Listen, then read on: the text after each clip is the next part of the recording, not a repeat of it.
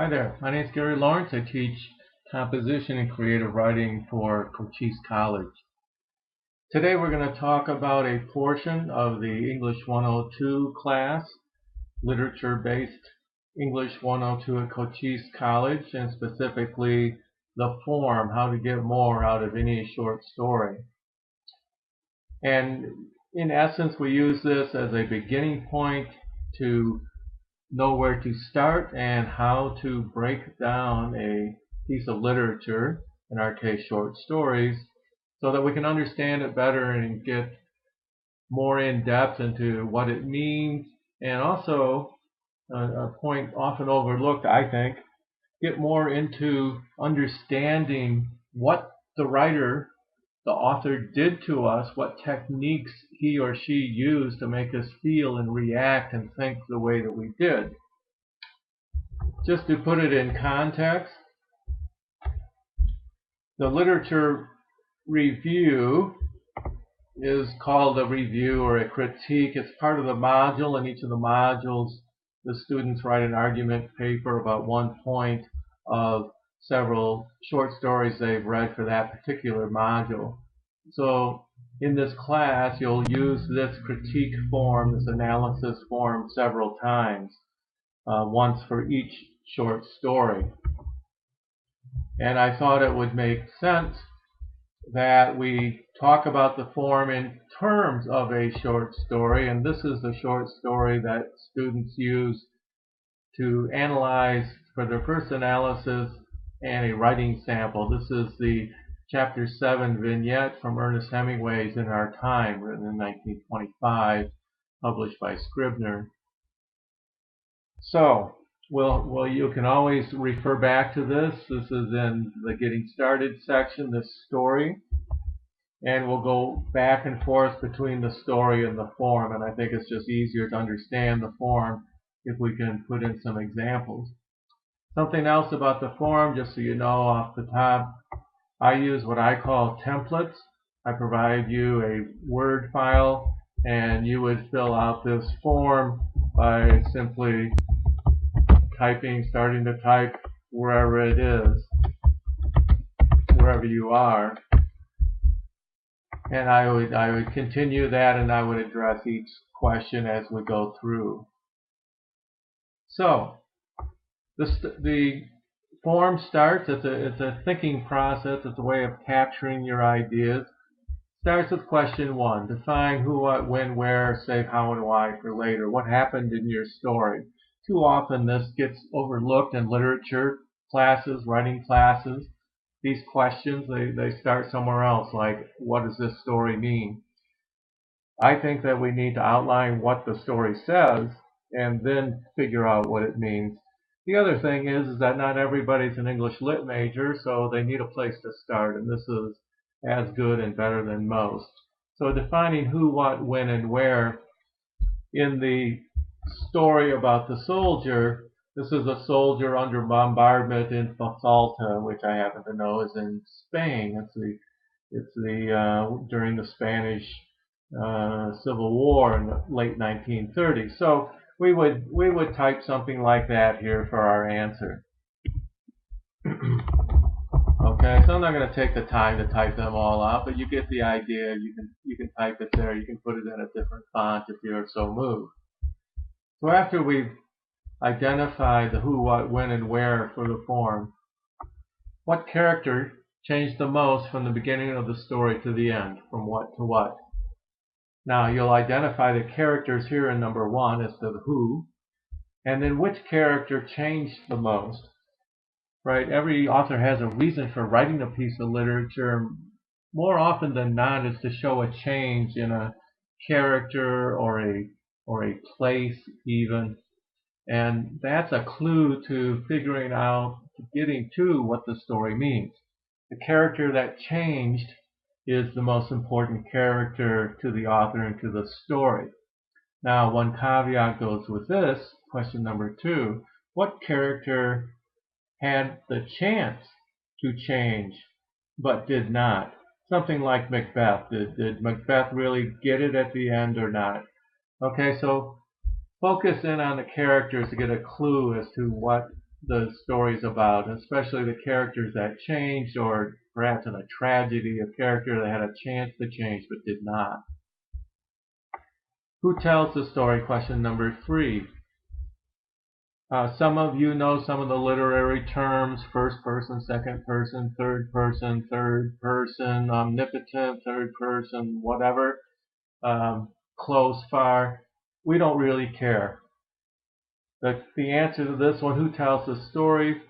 The story about the soldier is not told by the soldier himself. It's told by someone observing, or it's told in the third person that knows a lot about what's going on.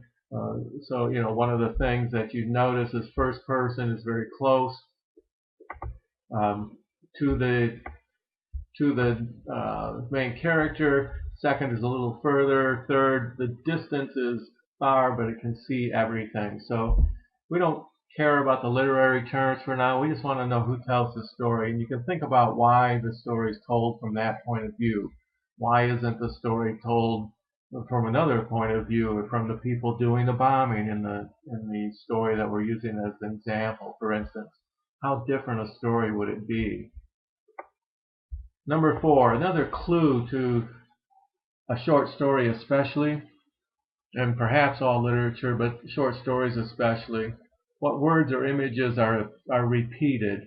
In a short story, there isn't much room, much time, many words, however you want to phrase that element, for the writer to make an impression. So if any word or image is repeated, then it must be important, more important than any that aren't. And this number 4 is linked to number 5. After reading the story once, what ideas are suggested in the opening and the close? So we have repetition, but then we also have what I call power positions of short stories, the openings and the close of the story. The opening foreshadows the story in many ways, but you often have to go back after you've read the story once and pick up on those clues. And then the closing, like a good conclusion in an essay, restates that opening idea or theme or images. Okay, number 6 might seem a little weird at first, but number 6, is the story in chronological order or not? List the 5 to 10 major scenes as they appear in the story, and I'll call that story time, not real time, because we have flashbacks and things that mess up real time. But how did it appear in the story? What was the chronos? What was the clock in the story telling us? This can also be a clue to the importance of the story. First of all, I asked this question to make sure everybody read the story and understood what happened. But secondly, the technique of writing in sequence in a chronological order makes the action go faster.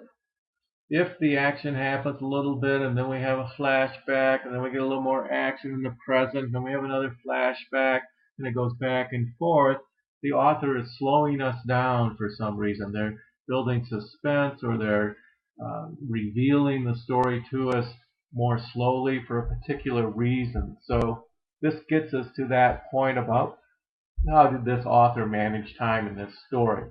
The story about the soldier in the Hemingway thing, the story is very fast, very quickly paced. There's only 150 words, and it goes from the beginning to the end very quickly. So, our emphasis is on the action of what happened in the sequence that happened in. We're not wallowing in memories and things like that. 7, the writing style. And important part probably of number 7 is use an example, quote one line from the story. To analyze a story, we want to make sure we use the story like any other source and quote it properly as to what it says. So if we look at this Hemingway story, the first thing we notice is that there are some long sentences, but then we get there's a formal word that isn't capitalized, formal name. Oh, look at all of this. Please get me out. Dear Christ Jesus, please, please, please. Look at this repetition. There's a lot of repetition. The capitalization is neither here nor there. There isn't much of it. It doesn't look normal. That may lead us to something, by the way.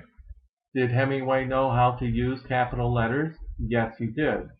Or any author. So if they didn't use capital letters, why not? They know why, they know how to do it, but what's their reason for doing something different? What's their reason for maybe doing something like run-on types of sentences? Makes the time go faster. It's a little disjointed. It's a little bit, I'm a little scattered up here. I'm with the soldier up here. I'm a little scattered. And yet, look at this shift. The shelling moved further up the line. We went to work on the trench, and in the morning the sun came up and the sky was hot and muggy and cheerful and quiet. What a change, right? What a contrast from this part up here of bombardment to this part down here that just kind of falls into prepositional phrases, and it begins to get a meter and kind of goes about our work like good little worker bees, and away we go. So that may reveal some of what the story's about, the writing style. Does the style add to or detract from the story, to the plot, to the conflict, to the theme, to the place, to the character's state of mind or physical being? The next question for you to address on our form, our analysis form, what sticks with you the most from this story? One of the things is, of course, you're going to read the story more than once, but what sticks with you now that you've read it a couple times? What's the dominant emotion? What's the dominant scene? Again, pick a line from the story and put it here. What is it that is your lasting impression? Were you sad? Were you angry? Were you happy? Did you feel rushed? Did you feel like you've just been shown a great picture of something or revealed great truths? Number 9, another one of those questions that gets overlooked way too often in literature classes. How did this story make you feel? Okay, so what are feelings? Feelings are emotions. Emotions, you emote. We don't emote very much. We try to be too intellectual, perhaps, too judgmental. And yet the writer writes to make an effect on you. Edgar Allan Poe called it a total unified effect. Emotionally, spiritually, intellectually, everything contributes toward that. How did we feel about this story about the soldier, for instance? Were we glad that he didn't die? Probably. Did we feel a little cheated when he didn't do what he said he was going to do? Yeah. What else did we feel? Boy, I felt like I was there in the mud when that bombardment. Think of the word bombardment, and the prepositional phrases and the repetition. Jesus, Jesus, Jesus, Christ, Christ, Christ, get me out of here, please, please, please. Right? How did I feel? What were your emotions? Did your heart beat faster? Did your heart beat slower? Those types of things. The physiology of feeling. How does this story compare to other stories you've read or things you've seen? What's the same and different? Right? Literature will make more sense, the most sense to you when you can make it your own and relate it to something that you know. And finally, for a literature course or a creative writing course, I use the same form, by the way, if you had to name one writing technique that you saw in this story that you wanted to take away with you and use in your stories or papers, what would it be? And then the all-important why. One of the things that I like in this story might be the repetition. I really like the emphasis on this. I might try and use more repetition in my writing. Or I might say something like, look at the pacing. It went really, really fast, and then I got this sentence, and I know I just pivoted. I just got back into grammar. I got into conventions. I got into rules. I got into what's normal. And then we got this, everything's hot and muggy and cheerful and quiet compared to the bombing and the terror and the lights and I could just feel it. I like setting up that contrast, and look, didn't take very long, did it? Like I said, there's only 184 words in this whole story. So those are some of the things that I might point to that I really like and I want to try and do in my stories. So, read like a writer, write for the reader. Use this form to get started as a place to get started. It will help you tear a story apart so that you can look at the interpretations and figure out after you do this what it means. After you do it, you can go back to the high and why and look for clues, and it'll make more sense to you. Okay? Thank you. If you have any questions, let me know.